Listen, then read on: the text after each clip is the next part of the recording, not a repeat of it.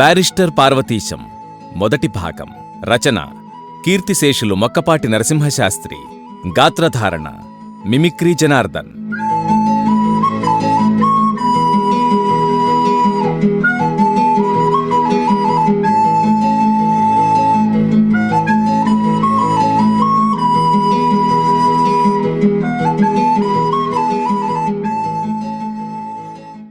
మాది మొగల్తూరులేండి.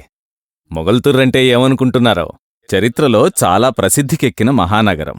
అక్కడ కోట బురుజులు, విశాలమైన గోడలు చూస్తేనే అది ఎంత పట్టణమో, ఎంత ప్రసిద్ధమైనదో, ఎన్ని యుద్ధాలను చూసిందో, ఎన్ని శత్రుసైన్యాలను సంహరించిందో తెలుసుకుని రాసినవాడు ఎవడూ లేడుగాని, నిజంగా మంచి చరిత్రకారులెవరన్నా ఇక్కడ కూర్చుని ఈ చరిత్రే వ్రాసి ఉంటే ఎన్ని రహస్యాలు బయటపడేవో, మాటుపడిన చరిత్ర రహస్యాలు ఎన్ని వెలుగులోకొచ్చేవో.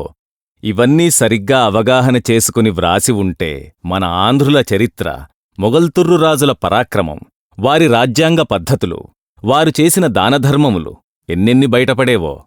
మా నర్సాపురం తాలూకంతా ఎంత సంతోషించుండేదో. నేటికీ మా రాజులు అంతర్వేదికి వెళ్లి రథోత్సవం నాడు రథం లాగడానికి ఆ గొలుసులమీద చెయ్యి వేస్తేనేగాని ఎన్ని వేలమంది ప్రయత్నం చేసినా ఆ రథం కదలదు తెలుసునా? అలాంటి మహత్తు ఈనాటికీ వారి చేతుల్లో ఉంది అంటే ఆనాడు వారి ఎంతటివారో ఊహించుకోవచ్చు. ఆ ఊళ్ళో జన్మించడం నాకు చాలా గర్వకారణం. మా ఇంటి పేరు వేమూరివారు. వేమూరివారు కూడా మొగల్తుర్రు పరిపాలకులలో పుట్టినవారే. ఆ ఆస్థానములో పేరుగన్న విద్వత్కుటుంబము మాది. ఆ రాజ్యాన్ని తీర్చిదిద్దడంలో, ప్రభువులందర్నీ మంచి మార్గాన నడిపించడంలో, వారిచేత దానధర్మాలు చేయించడంలో, బీదసాదలను కనిపెట్టడంలో మా వాళ్లు చాలా సాయపడ్డారు. ఇప్పటికీ వారిమీద మాకు, మామీద వారికి ఎంతో గౌరవమూ అభిమానము. వారికి ఏ విషయంలో, శాస్త్రంలో కానివ్వండి, లౌక్యంలో కానివ్వండి, ఏ సందేహం వచ్చినా తిన్నగా గుర్రంబండి వేసుకుని మా తాతగారి వద్దకు వచ్చి ఎంతో భయభక్తులతో వారి సమక్షముందు కూర్చుని వారి సందేహాలు విన్నవించుకుని, నివృత్తి చేసుకుని సెలవు తీసుకుని వెళ్లేవారని చాలామంది చెప్పగా విన్నాను. అలాగే మా నాన్నగారిని కూడా గౌరవించేవారు. ఇంక నేను పెద్దవాడినైతే నాకూ అటువంటి మర్యాదలే జరుగుతాయని నా తోటివాళ్లంతా అంటూ ఉండేవారు. సరే, దానికేంలేండి, ఇది ఎప్పుడో జరగబోయే సంగతి. నేను చిన్నప్పుడు 5-6 క్లాసుల వరకు అక్కడే చదువుకున్నాను. మా గురువుగారికి అక్కడ అంతమంది పిల్లలున్నా నేనంటే ఎంతో ముద్దు. నన్ను దగ్గర కూర్చోబెట్టుకుని ఎంతో సరదాగా నా చేత అక్షరాలు దిద్దించడం నాకు బాగా జ్ఞాపకం. 4వ క్లాస్ అయిన తరువాత నన్ను చదువుకి నరసాపురం పంపవలనని మా నాన్న ప్రయత్నం చేస్తోంటే నన్ను విడిచి ఉండలేక అంత దూరం పంపవద్దని, నాకు భోజన సదుపాయం బాగుండదని మా అమ్మ పట్టుబట్టడం చేతను మరో 2 ఏళ్లు మొగల్తుర్రులోనే కాలక్షేపం చేశాను. మా అమ్మ మాట ఎలా ఉన్నా ఆ ఊరు విడిచిపెట్టడమంటే నాకు ఏదో బెంగగా, భయమూ అనిపించేది. నాకు ఇక్కడ బోలెడంతమంది స్నేహితులు. వాళ్లందరికీ నేనంటే ఇంతింతని చెప్పలేని అభిమానం. ఏమ్రా పార్వతీశం, నువ్వెళ్ళిపోతే ఎలాగురా? నిన్ను విడిచిమేం ఉండలేంరా, మేము నీతోపాటే వచ్చేస్తాం అనేవారు. నేను నవ్వుతూ, ఏడిశార్లేండి, నోరు మూసుకుని చదువుకోండి, ఇక్కడేను వెర్రివేషాలేకండి. నేను నర్సాపురం నుంచి పై చదువులకి ఏ రాజమండ్రో మద్రాసో వెళతాననుకోండి, అక్కడికి మీరెలా రాగలరు?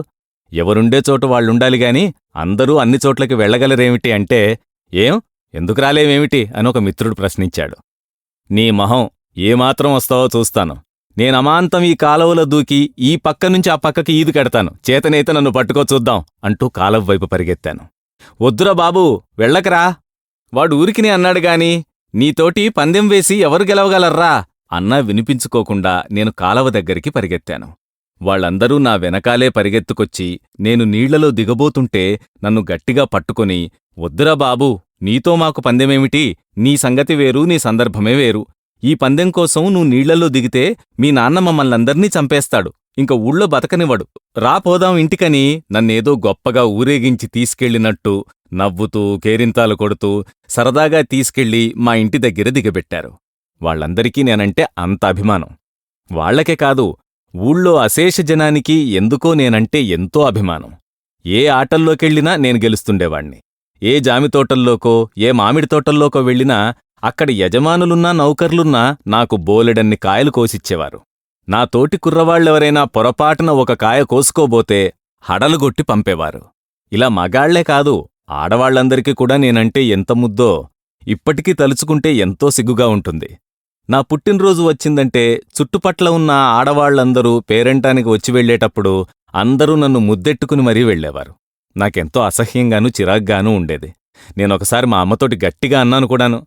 ఏమిటమ్మా అసహ్యంగాను, వీళ్ళందరూ నన్నిలాగా ముద్దు పెట్టుకోవడం ఒళ్ళు మండిపోతుంటేను నేనేమన్నా ఆడపిల్లననుకున్నారే ఏమిటి? ఇలా అయితే ఇంక నేనసలు వచ్చేయుడు పుట్టనే పుట్టను. నువ్వు పుట్టినరోజు చెయ్యొద్దు. నాకెంత చిన్నతనంగా ఉందో తెలుసా? అందులోనూ మరే ఈ వెధవ్వాళ్లంతా కూడా ముద్దెట్టుకుంటారేమిటంట? వాళ్లలా ముద్దెట్టుకోవచ్చటే అమ్మా, వాళ్ళు వెధవ్వాళ్లు కదా, మడిగా ఉండొద్దు అన్నానోసారి. మా అమ్మవాళ్లు విరగబడి తెగ నవ్వి మరీ ముద్దెట్టుకున్నారు. నా చిన్నతనంలో అలా ఎంతో సరదాగా అన్నీ జరుగుతూ ఉండేవి. ఆ ఊరు విడిచిపెట్టడం నాకు, నన్ను విడిచిపెట్టడం మా అమ్మకి ఎంత కష్టంగా ఉన్నా కాని నా చదువుకి నరసాపురం వెళ్ళక తప్పలేదు. ఈ ఊళ్ళో ఎన్నాళ్లున్నా లాభం లేదని వాళ్లు నిశ్చయించి మంచి రోజు చూసి నన్ను నరసాపురం తీసుకువెళ్లి మా మేనత్తగారింట్లో ఒప్పజెప్పి అక్కడ టైలర్ స్కూల్లో నన్ను ఫస్ట్ ఫారంలో చేర్పించారు. అప్పటికి మాకెంత దగ్గరైనా నేను నరసాపురం ఎప్పుడు చూడ్లేదు. అక్కడ ఇల్లు, మేడలు, కోర్టు, హైస్కూలు, కాలవ, గోదావరి అన్నీ చూసేటప్పటికీ హడలెత్తింది. నరసాపురమే ఇలా ఉంటే ఇంకా రాజమండ్రి అవి ఎలా ఉంటాయో అనుకున్నాను. కాని నా ఊహకేమీ అందలేదు. అక్కడ స్కూలు, మాస్టార్లు, పద్ధతులు చూస్తే కొన్నాళ్లు బెదురుగా ఉండేది. ఏ మేస్టారూ నామీద ప్రత్యేకాభిమానం చూపించలేదు. మా ఊళ్ళోకి మళ్ళేను భుజం మీద చెయ్యివేసి దగ్గరగా కూర్చోబెట్టుకోనూ లేదు. ఇదేం మా ఊరా, ఇదేం వీధిబడా, పెద్ద పాఠశాలాయే అని కొన్నాళ్లు సరిపెట్టుకున్నాను. ఇక్కడ పిల్లలంతా మా ఊళ్ళోకి మళ్ళే అరుగులమీద చాపలు, చెదరలు వేసు కూర్చోవడం కాక బల్లమీద కూర్చోవడం, మేస్టర్గారు దూరంగా కుర్చీమీద కూర్చోవడం, అందుచేతను మా పల్లెటూరు బడిలో ఉండే సామీప్యం పోయి మాకు మధ్యను అనగా మేస్టారికి పిల్లలకి ఎంతో దూరం ఉన్నట్లనిపించేది. అయినా ఇక్కడ మేస్టర్లు చాలా మంచివారే. కుర్రవాళ్లెవరూ అల్లరి చేయకుండా ఆయన చెప్పినది శ్రద్ధగా వింటున్నారా లేదా అని 1000 కళ్లతో కనిపెడుతూనే ఉండేవారు. ఆయన ఎంత జాగ్రత్తగా చూస్తున్నా అల్లరి చేసేవాళ్లు చేస్తూనే ఉండేవారు. ఆ మూలా ఈ మూలా గణగణలాడుతూ చప్పుడు చేస్తూనే ఉండేవారు. బడి విడిచిపెట్టేటప్పటికీ గొల్లుమని ఈలవేసుకుంటూ పిల్లలందరూ బయటికొచ్చేవారు. బయటికి రావడంతోనే ఎవ్వళ్ల దారిన వాళ్లు ఇళ్లకు పోకుండా గుంపులు గుంపులుగా కేకలేస్తూ, పరుగులెడుతూ, ఒకళ్లనొకళ్ళు సరదాకి కిందకి తోసివేస్తూ అల్లరి చేసేవాళ్లు కొందరు. మరికొందరు ఉప్పట్టి, చెడుగుడు మొదలైన ఆటలాడుకొనేవారు. ఇలా కొందరు బంతి ఆడుకొనేవారు. ఇలా రకరకాలుగా ఎంతో సరదాగా నవ్వుకుంటూ, కేకలేసుకుంటూ ఆడుకుంటూ ఉంటే నాకు చాలా కులాసాగా ఉండేది. కొన్నాళ్లు నేను ఏ ముఠాలోనూ చేరకుండా ఓ ప్రక్కగా నుంచునో, అరుగుమీద కూర్చునో ఈ వేడుక చూస్తూ ఆనందించేవాణ్ణి. కాని అట్టే రోజులు ఆ పిల్లలంతా నన్ను కూర్చొనివ్వలేదు. నన్ను కూడా బలవంతాన్ని లాక్కొని వెళ్లేవారు. ఒకడు బంతిపుచ్చుకుని నన్ను కొట్టేవాడు. నేను తప్పనిసరిగా ఆ బంతి మళ్లీ వాడి మీదకు విసరవలసొచ్చేది. అలా విసిరి పారిపోతుంటే మళ్లీ బంతి వచ్చి నా వీపుకు తగిలేది. ఇలా తప్పనిసరిగా బంతి ఆట ఆడవలసొచ్చేది. ఈవేళ ఈ బంతి ఆట అయితే మరొక రోజున ఉప్పట్టిలోకి లాక్కుపోయేవారు. ఇలా వారం రోజులు గడిచేసరికి ఎవరూ పిలవకుండానే నేను ఆటలకి తయారయ్యేవాణ్ణి. అన్నిట్లోకి నాకు చెడుగుడి అంటేనే ఎక్కువ సరదాగా ఉండేది. అందుచేతను ప్రతిరోజు నేను చెడుగుడు గుంపులోనే చేరి 2-3 మాసంలయ్యేసరికి మంచి చెడుగుడి ఆటగానిగా తయారయ్యాను. గమ్మత్తేమిటంటే మా ఊళ్ళోనూ అక్కడ బడిలోనూ ఎరగని కొత్త వింత ఇక్కడ కనిపెట్టాను. సంవత్సరమంతా అయిపోయి డిసెంబర్లో సెలవులిచ్చే ముందు క్లాస్ పరీక్షలతో పాటు కొంచెం ముందు వెనకలను ఈ ఆటలన్నిటిలోనూ పోటీలు జరిపేవారు. గెలుపొందిన జట్టుకి బహుమతులిచ్చేవారు. ఆ జట్టులో కూడా మరీ మంచి ఆటగాడికి ప్రత్యేక బహుమతి ఇచ్చేవాళ్లు. నేను చేరిన సంవత్సరం మా జట్టు గెలవడమే కాకుండా అందులో మొదటి బహుమతి నాకొచ్చింది. ఇలా వస్తుందని నేనెన్నడూ అనుకోలేదు. ఈ బహుమతి ప్రదానానికి స్కూల్ పిల్లలందర్నీ పరీక్ష హాల్లో కూర్చోబెట్టి సభ జరిపి మా జిల్లా కలెక్టర్ గారిని పిలిపించి వారిచేత బహుమతులు ఇప్పించారు. ఒక్కొక్కళ్ల పేరు చదువుతుంటే ఆ కుర్రవాళ్లు కలెక్టర్ గారి దగ్గరికి వెళ్లడం, వారిచ్చిన బహుమతి అందుకోవడం, వారికొక నమస్కారం చేసి వెనక్కు తిరిగి రావడం, ఇది ఏర్పాటు. ఈ క్రమం అంతా 2 రోజుల ముందుగానే మా మాస్టర్ గారు మాకు నేర్పారు. అందుచేతను అక్కడ ఏమీ కంగారు పడకుండా సహజంగానే జరిగిపోయింది.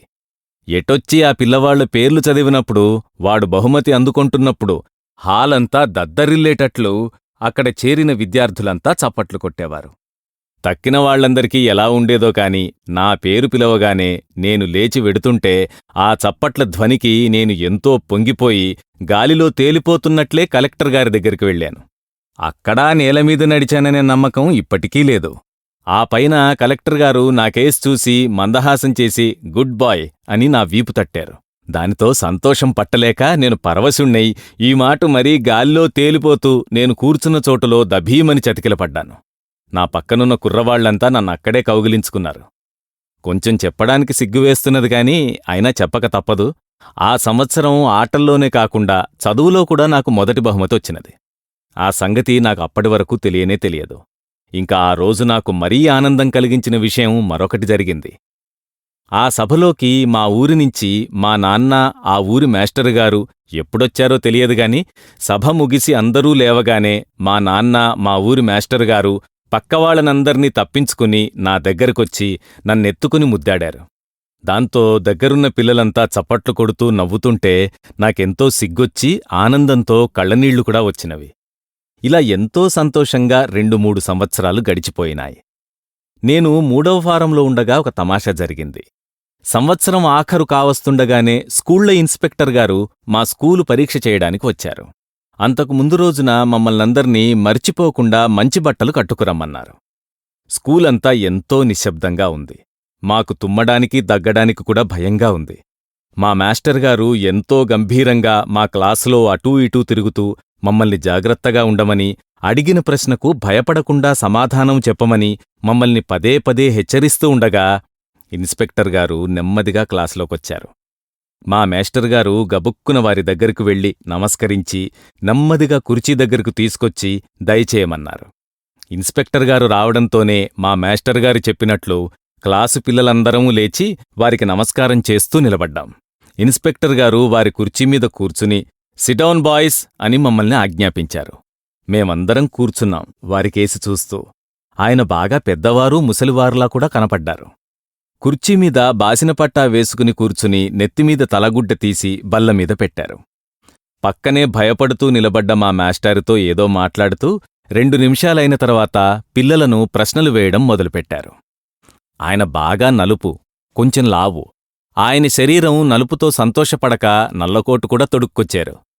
ముఖంమీద తిరగలిగంట్లులాగా అమ్మవారు పోసిన మచ్చలున్నాయి.